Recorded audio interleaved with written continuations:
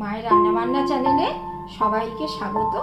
আজকে আমি chocolate cake করেছি ওরিও বিস্কুট দিয়ে। সেটা কেমন করে করেছি একবার দেখে নিই। ওরিও বিস্কুট দিয়ে আমি চকলেট কেকটা করব। আমি 25টা বিস্কুট দিয়ে করব, তো 20টা বিস্কুট আমি খুলে রেখেছি, আর একটা বিস্কুট আমার খুলতে বাকি আছে, সেইটা আমি খুলে নিচ্ছি। এবার আমি এগুলো গুঁড়িয়ে নেব, তাই ছোট ছোট টুকরো করে এগুলো দিয়ে দিচ্ছি।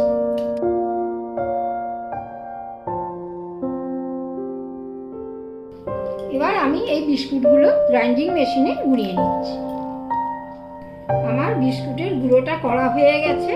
এবার আমি এতে 2 টেবিল চামচ চিনি অ্যাড করলাম, আর 1 চামচ বেকিং পাউডার দিলাম। এবার এটা আমি হালকা হাতে মিশিয়ে নিয়ে একবার মেশিনে ঘুরিয়ে নেব।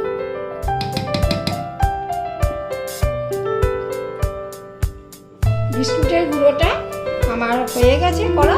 এবার আমি এতে আস্তে আস্তে দুধ মেশাবো। অল্প অল্প করে দুধ মিশিয়ে আমি এটা মিক্স করে নেব। একবারে দুধ দেব না, তাহলে এটা কতটা পাতলা হবে আমি বুঝতে পারবো না। আমি আস্তে আস্তে করে এটাতে আমি হাফ কাপ দুধ নিয়েছি, আমি আস্তে আস্তে করে দুধটা দিচ্ছি।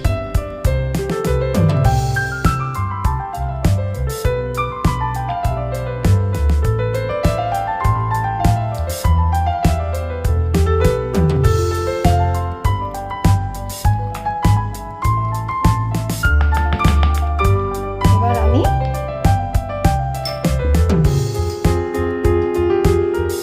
আরেকটু দুধ লাগবে। এই হাফ কাপ দুধ আমার দেওয়া হয়ে গেল। হালকা করে আমি এটা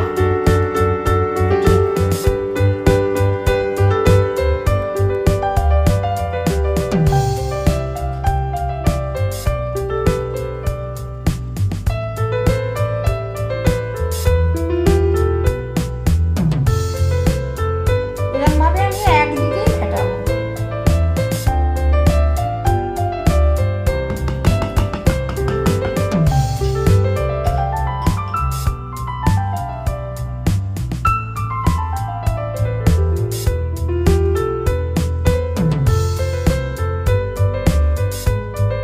কেকের ব্যাটারটা আমার খুব সুন্দর গোলা হয়েছে।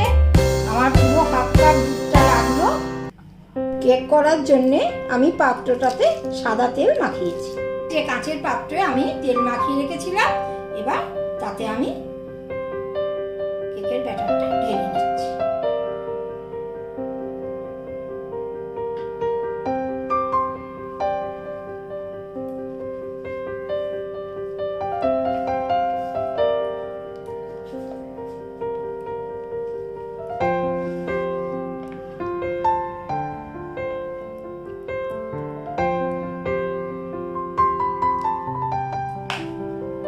এবার আমি কেকের পাত্রটা হালকা হাতে নাড়িয়ে নিচ্ছি, যাতে আমার এতে ভেতরে কোনো হাওয়া না থাকে। এবার আমি এটা মাইক্রোওভেনে দেব। এবার আমি মাইক্রোওভেনেতে কেকটা বেক করব বলে দিয়ে দিলাম।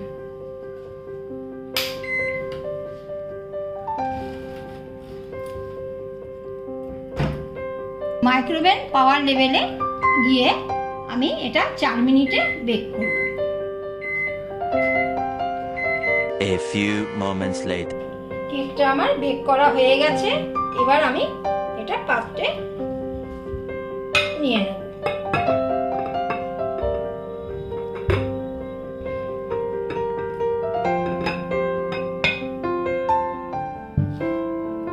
এবার আমি আস্তে আস্তে এই বাটার পেপারটা খুলে নিচ্ছি।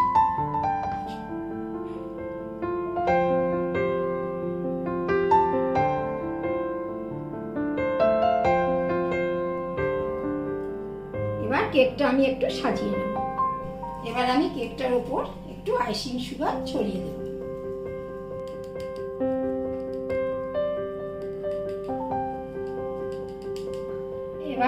আমি এতে একটু চকলেট সিরাপ দেব।